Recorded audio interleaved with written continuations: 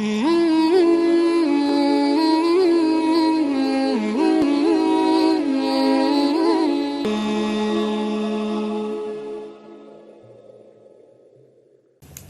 sekiranya Allah melapangkan rezeki li'ibadihi kepada hamba-hambanya, labagau, niscaya mereka akan berbuat melampaui batas fil ardi, di dalam bumi.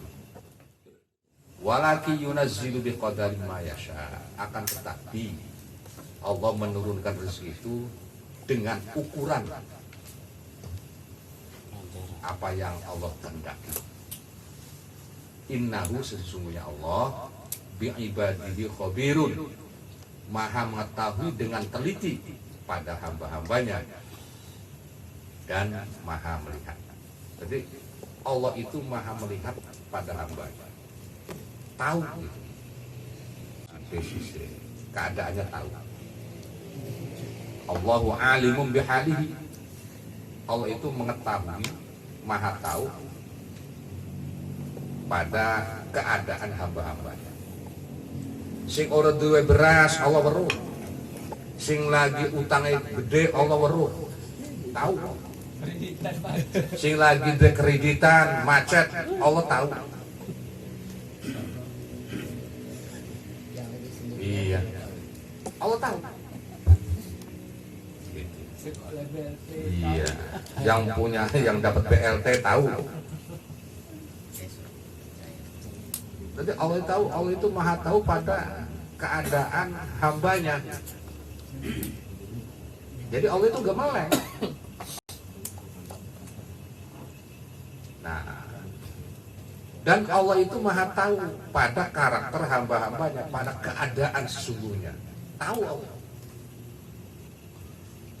Jadi dengan maha tahunya Allah pada hamba-hambanya, maka menurunkan rezeki itu diatur, diukur oleh Allah. Si A dikasihnya sekian, si B sekian, si C sekian. Walaki yunazzilu biqadarin ma yasha. Allah menurunkan rezeki itu pada hamba-hambanya itu dengan ukuran. Jadi Allah menurunkan rezeki itu pada hambanya itu nggak dibebaskan.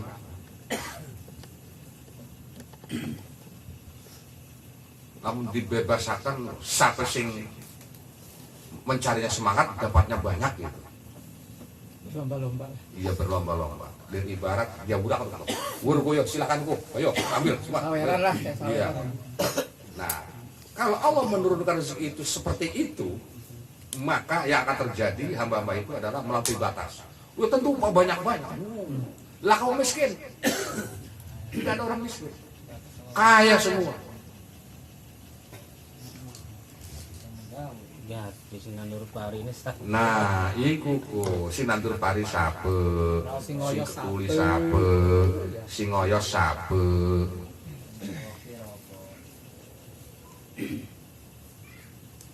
Ya kan Pak Dede? Maka niscaya mereka itu, hamba-hamba Allah itu akan melampaui batas. Yang anak adakan adikku.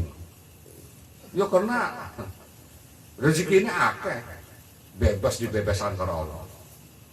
Siapa yang mau dapat banyak, ya cari yang banyak.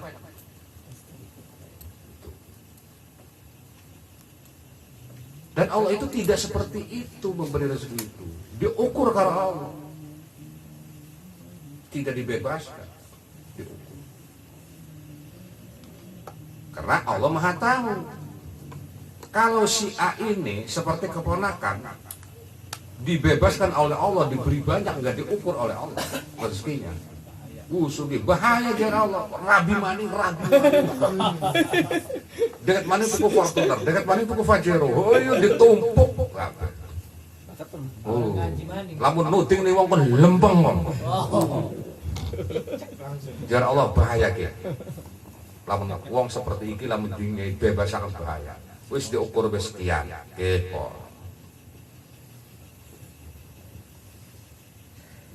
Nah, jelas ya ayatnya bahwa rezeki manusia itu wis diukur karo Allah. Takeran harus taker sekian. Orang dibebasakan. Sama-sama uang sing taker, ya Allah sing weruh. Maka dari itu, bagi sing oleh takerane cilik, aja ngiri nih sing gede. Memang itu kehendak Allah. Wis nikmati be apa sing anakku, manfaatkan apa sing anak. Insya Allah, los temen di takerane cilik ga, hari kita bisa menggunakan anak mah, jadi bagus.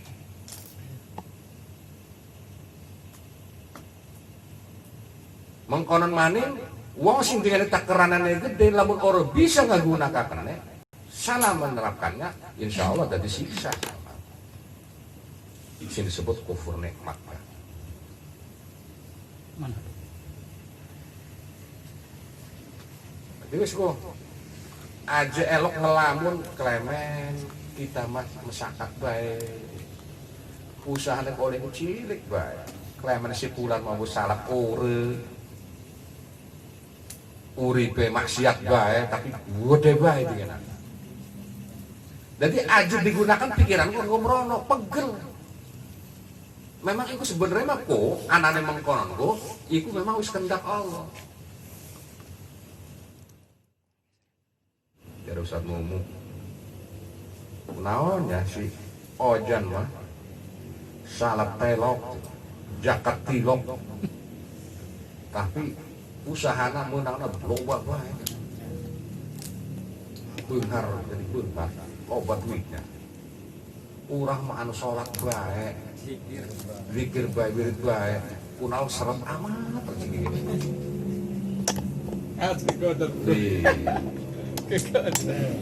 Timbul jengkel iri, jengkel hasud ning Fauzan.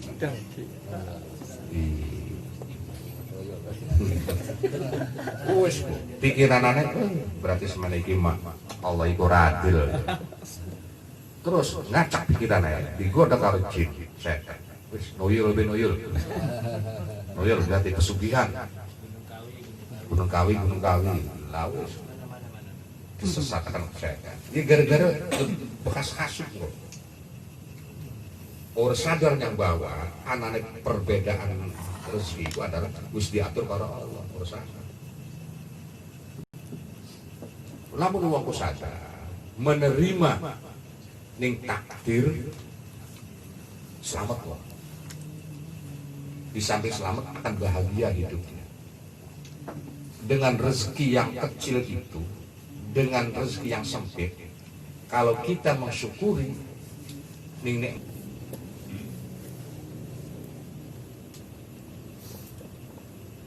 jadi bagi orang yang bersabar, wa basyiris sabirin akan mendapatkan berita gembira.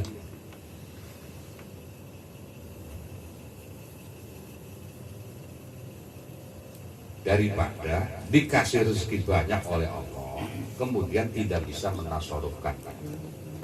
Dan dipakai buat pura-pura, buat kesombongan, sehingga jadi kufur nikmat.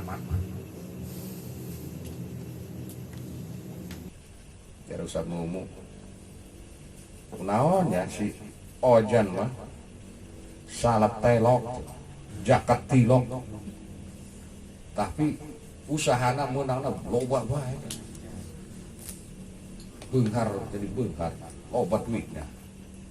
Urang mah anu salat bae zikir bae wirid bae kunaon seret amat rezeki.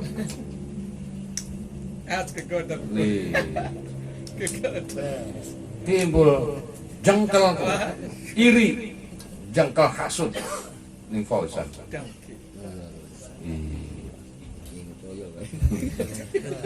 Wes pikiranane berarti semene iki mah Allah iku adil. Terus ngacak pikiranane digoda karo jin setan. Wis noyul benoyul. Noyul berarti pesugihan. Gunung Kawi. Lah wis disesatkan setan. Ini gara-gara bekas hasud kok. Orang sadar yang bawa anane perbedaan rezeki itu adalah wis diatur para Allah. Orang sadar. Lamun wong sadar menerima ning takdir selamat kok. Di samping selamat akan bahagia hidupnya. Dengan rezeki yang kecil itu, dengan rezeki yang sempit, kalau kita mensyukuri nikmatnya Allah, bahagia, akan jadi bermanfaat dan barokah, dan akan mendatangkan pahala yang banyak dengan bersabarnya itu. Sabar, qanaah, menerima apa yang ada, manfaatkan, tasarrufkan rezeki, sebagian rezekinya itu di jalan Allah, akan jadi pahala, akan jadi kebaikan.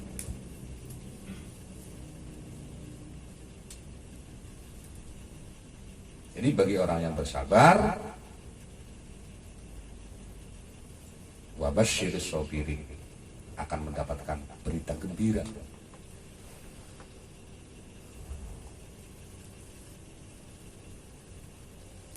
Daripada dikasih rezeki banyak oleh Allah, kemudian tidak bisa menasarufkannya, dan dipakai buat hura-hura, buat kesombongan, sehingga jadi kufur nikmat.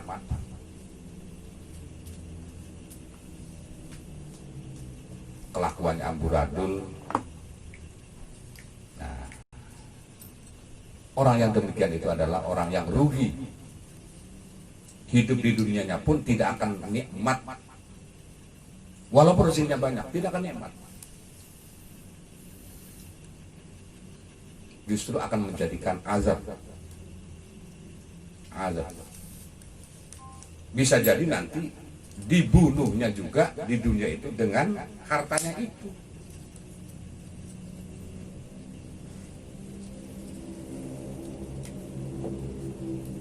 Dengan kekayaannya itu dia akan disiksa.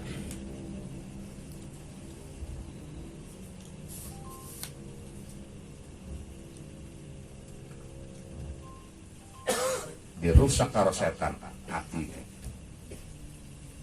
Digawenane pelit, sombong pelit pikir, maksa ngegai pengen dipuja dan puji, ria. Namun lakas ngalam serik, selalu pengen dihormati wong, lamun lakas yang hormati pundung, ngambek, jadi tersiksa sendiri.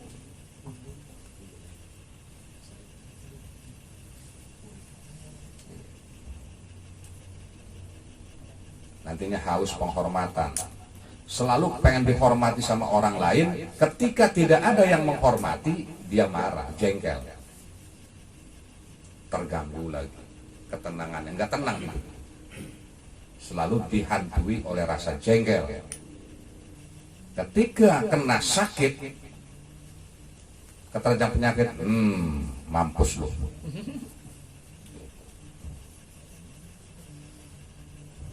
Nah ini, jadi kalau orang yang haus penghormatan, ketika tidak ada yang menghormati, dia akan tersiksa.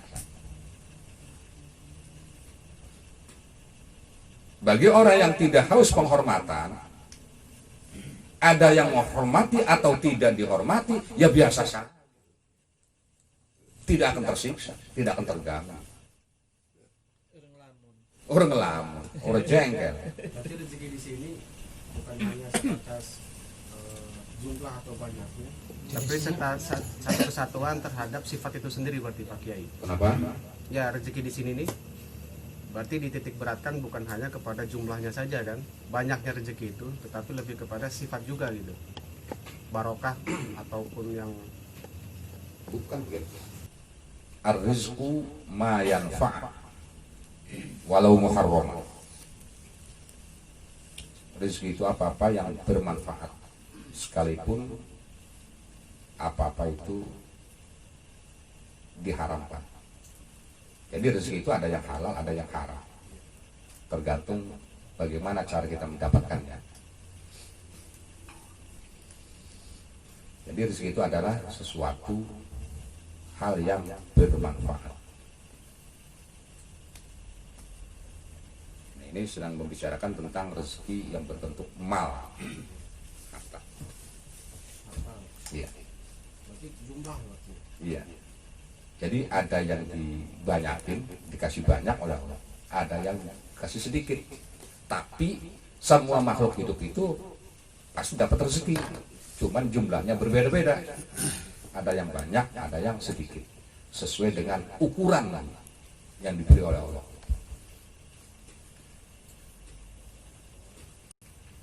Nah, semuanya itu, baik yang besar maupun yang kecil rezekinya, tidak menjadi hambatan untuk mencari kebaikan, untuk mencari pahala. Itu bisa jadi yang mendapatkan rezekinya kecil, dia pandai mengolahnya sehingga menjadi kebaikan yang banyak. Dan begitu juga sebaliknya, bisa jadi orang yang mendapatkan rezeki banyak karena tidak pandai mengolahnya, menasorufkannya, justru akan menjadikan siksa bagi dirinya. Berarti sifat dari rezeki itu sendiri berarti ya. Sifat yang halal dan haram, Iya. yang berkah itu maksudnya itu. Berarti kan rezeki di sini kan bukan hanya kuantitinya saja atau jumlahnya, Iya. tetapi harus dilihat dari sisi sifat rezekinya itu sendiri berarti kan. Iya. Nah, sifat rezekinya haram atau halal tergantung bagaimana cara kita mendapatkan gitu.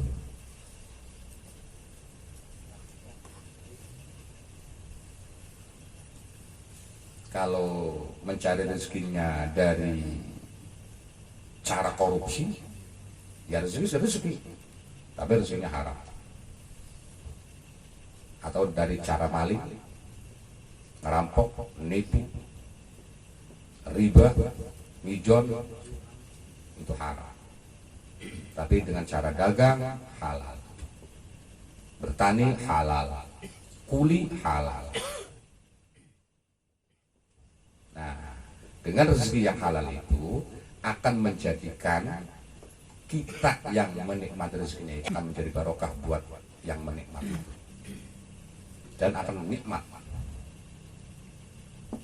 Yang sebaliknya kalau haram itu akan menjadikan azab bagi kita. Contoh, lamun uang selalu mangan rezeki haram, sampai nih anak keturunan anak digeblek uang, orang benar sulit untuk jadi orang benar, orang soleh itu sulit. Karena apa? Karena kata Rasulullah, la yadkhulul jannata lahmun nabata minal haram. Tidak akan masuk surga daging yang tumbuh dari barang haram. Nah, orang masuk surga itu mungkin ada sebabnya, mungkin perilakunya nggak benar, gara-gara sering makan barang haram, tumbuh daging haram, darahnya darah haram, sehingga berat untuk melakukan ibadah. Kalau subhat, Nah, syubhat itu namanya remeng-remeng. Bisa jadi berat ke halal, bisa jadi berat ke haram. Bisa jadi ya memang ya separuh-separuh. Namanya syubhat itu remeng-remeng. Haram apa halal? Haram apa halal? Apakah besar haramnya? Apakah besar halal? Abu-abu. Ya abu-abu koron. kalau di hadis disebutkan bahwasanya Rasulullah SAW lebih menyukai kepada yang subhat Daripada yang daripada yang haram. gitu kan? Iya, ge. Berarti subhat ini lebih mendekati kepada hal yang kebaikan begitu. Iya. Artinya syubhat itu enggak mutlak haram. Jadi pertanyaan bahan abu-abu gitu. Apa haram apa halal? Kan gitu. Ya otomatis kalau masih pertanyaan itu masih ada kemungkinan halal gitu. Tapi kalau yang namanya haram udah jelas itu. Jadi kalau untuk pilihan milih yang haram apa milih yang syubhat? Ya syubhat lah. Sing putih lah. Iya. Kalau milih yang mana? Yang syubhat apa yang halal? Ya yang halal. Udah jelas subhatnya jelas. Jadi antara halal karo haram tengah-tengah itu syubhat tuh.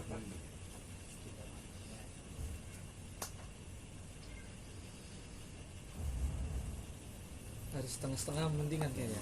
Iya. Bukan abot nih haram doang. Kalau dikorelasikan sekarang kan ya hampir dipastikan lah, hampir semua orang ya dari 0 sampai 100 90% lah dipresentasikan bahwasanya orang menyimpan materi atau uangnya itu di bank, entah itu bank konvensional maupun bank syariah. Dan yang pada akhirnya kan syariah juga sistem atau modulnya pun sama dengan bank konvensional sebetulnya, hanya namanya saja yang berbeda untuk menarik massa untuk dalam sisi marketing atau pemasaran. Itu bagaimana Pak Kiai pandangannya? Itu kan riba ya jatuhnya kan. Itu bagaimana ini? Ya bunganya tuh ya. Iya, kita sebagai orang yang ingin belajar lah gitu. Wa ahallallahu al-bai'a wa harrama riba. Dan Allah menghalalkan jual beli dan mengharamkan riba. Tadi itu itu tuh ya. Ayat Qur'annya. Silakan aja ditafsiri oleh warga sendiri yang namanya riba itu seperti apa. Cari di Google, tanya Kiai. Ya Pak Kiai ini pandangannya terhadap fenomenal yang terjadi sekarang lah, bahwasanya kan bukan hanya manusia awam saja nih, alim ulama pun hampir sebagian besar menyimpan uangnya bukan di bantal atau di kasur ya kan. Tapi Kalau sekedar nyimpan sih saya nggak apa-apa. Kalau untuk menyimpan saja, mengamankan, nggak jadi masalah. Dengan tidak niatan untuk mencari tambahan. Ya, tapi di situ ada bunga. Ya itu mah kan kebijakan mereka, tapi tidak ada niatan kita cari sesuatu tambahan. Niatnya untuk nyimpan duit kan. Kita mau Tapi ngamankan. deposit, tapi deposit. Oh enggak, jangan. Kalau deposit udah lain ceritanya tuh. Deposit lain. Jadi gimana tujuan orang tuh mah? iya, Tujuannya. itu aja. Bagaimana tujuan kita? Kalau tujuannya memang hidup didepositkan ya sama aja. Misalkan Pak Dedek pinjam duit ke Pario 1 juta, dan Pario pun ngasih karena nolong, dengan harapan mudah-mudahan Pak Dedek itu dapat milik, dapat rezeki, akan bayar utang gitu kan. Dan Pario tidak mengharapkan lebih. Nah tapi Pak Dedek karena merasa terima kasih gitu kan, nih saya bayar utang 1 juta. Uang nuhun lah mah. Ya, iki make kita ngegai sedekah orang gua 1.000. Kata Pario, ih saya emang nggak minta lebih, ini mah kerelaan saya ngasih. Ya udah nggak apa-apa. Nggak usah 100.000 cire. Banget 100.000 cire. Tapi kalau nih pada itu saya kasih pinjam nih 1 juta, tapi nanti kembalinya 1.200.000 ya, atau 1.100.000 ya, ya boleh. Nah itu riba. Ada perjanjian. Iya. Kan setuju sama setuju. Iya, Ya betul. ya Tapi itu tetap aja yang riba karena lebihnya itu Pak ya. Terus wow kan itu kata-kata maling. Maling ini kan haram. Terus soalnya sebutan maling budiman pripun niku. Contohnya si pitung lah. sing aran paling melaku budiman. Sebutannya. Iku mah sebutan doang. Masih maling budiman. Ini kan Maling ya pitung. maling, ada budiman ya budiman kok. Kenaran ibu budiman. Jadi nyolongin kompon ini kan. Nggih paham. Pripun niku? Tidak boleh.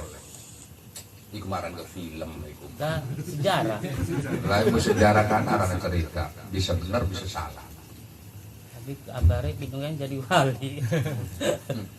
Wis niku menapa nang patokan sing arane cerita dongeng, itu pengen patokan. Sing aran maling ya haram. Boten apa. Kecuali lamun kanggo siasat doang. Pengajian siasat misalnya anu wong pegawean maling bae.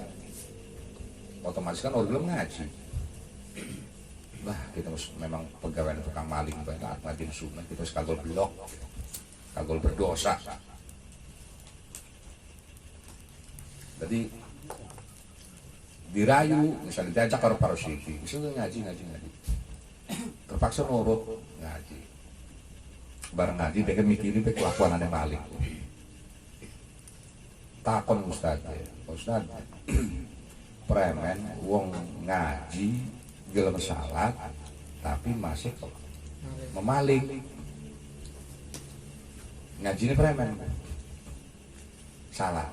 Wis ora apa-apa. Ari kanggo ngerayu mah dijawab ora apa-apa bae. Ndak supaya gelem ngaji ki kono dikit. Gelem salat kebiasakaken. Sebab lamun diwaca, "Wih, ora oleh." Ari masih memaling mah. Nah, akhirnya salate mari ngaji nur gelem kone.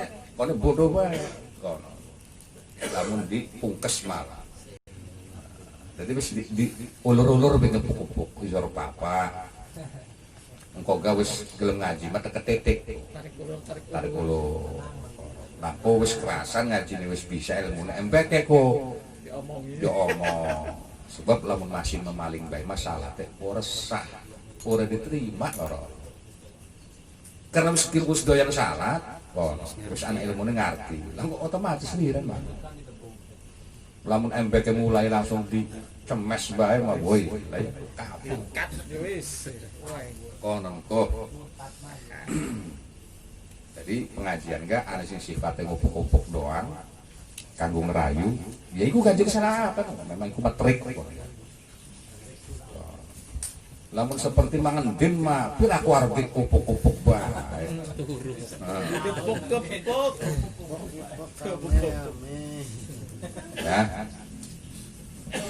Ya, dulur-dulur, alhamdulillah. Ampura Ustaz, sadar yang ditutup kula wonten ayat niki sing pengen kula takenaken iki.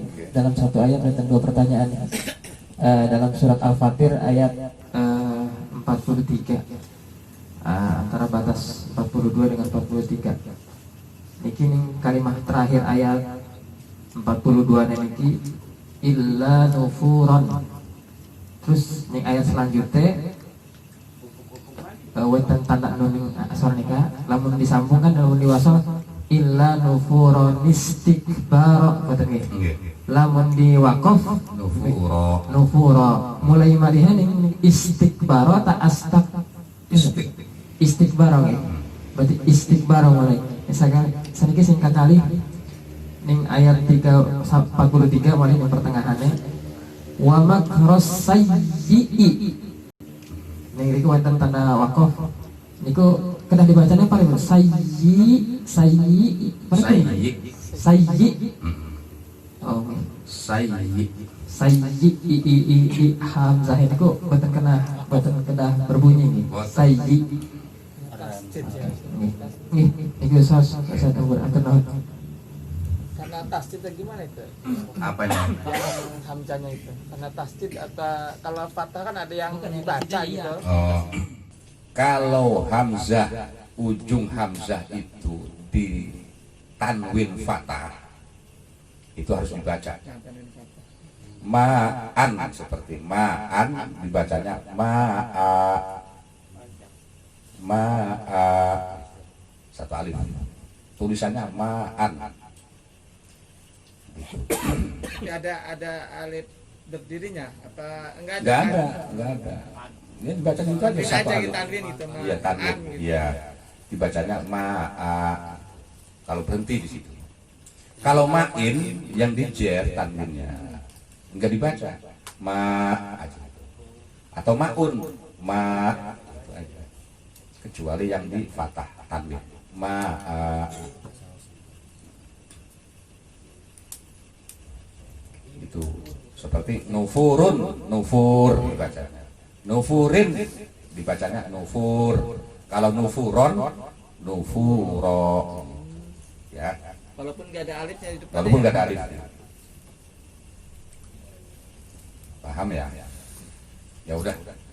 Sedikit demi sedikit lama-lama jadi bukit. Qalilun qor khairun min katsirin far. Sedikit tapi kepetik daripada banyak lari semua. Dia dari kampung. Untung Pak Dede belajar Quran. Coba sembarang pengen. Belajar ngori. Ya, mudah-mudahan. Ya, semoga saya pula ampura hadani Allah wa yakum ajma'in. Wassalamualaikum warahmatullahi wabarakatuh. Waalaikumsalam warahmatullahi wabarakatuh.